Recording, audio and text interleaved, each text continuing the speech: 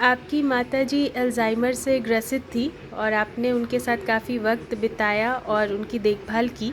उनके साथ बिताए हुए पल को कुछ साझा कीजिए।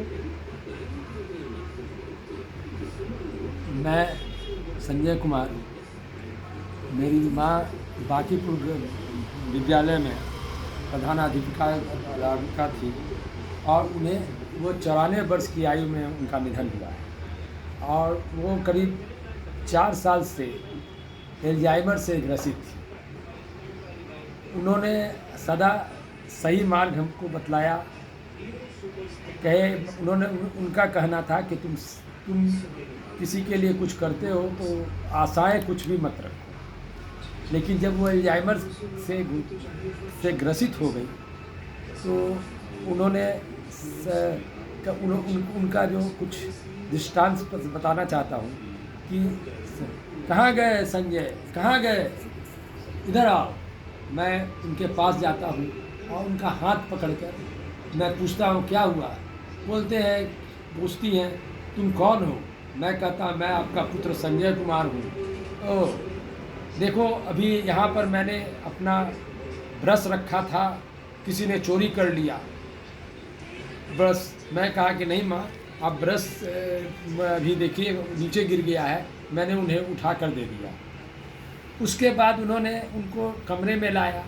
कमरे में मुंह धुलाने के बाद वो बोलती हैं, ए संजय, मेरा चेन कोई ले लिया है।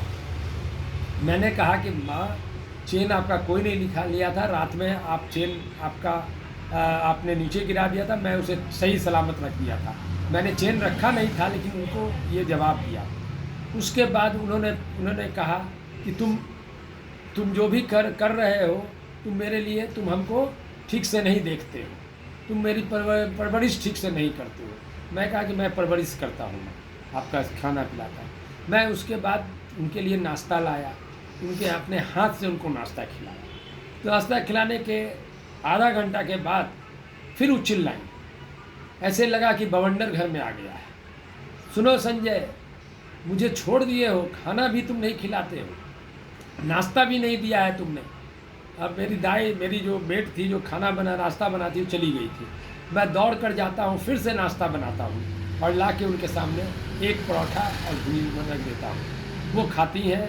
उसके बाद कहती हैं कि मैंने कहा कि आप नहा लीजिए, तो कहती हैं मैं तो अभी तुरंत नहाई हूँ। तुम क्या समझते हो कि नहीं नहाते हैं। इसी तरह से वो दिनचर्या बीतता था। उस दिनचर्या में मेरी जीवन बसती थी और मैं उन्हें बहुत प्यार से रखता था। वो मेरे पर हाथ छोड़ देती थी, मेरे मुंह से निकाल कर कुल्ला फेंक देती थी पानी का, तब भी मैं उसे लेता था। मैं इस कहानी को पुरस्कृत कहानी है ये, क्योंकि इससे ये पेपर में निकला था और मुझे इसके लिए कुछ प्राइज़ भी मिला था। इसलिए मैं इस कहानी को साझा करने में बड़ा अच्छा महसूस कर रहा हूँ।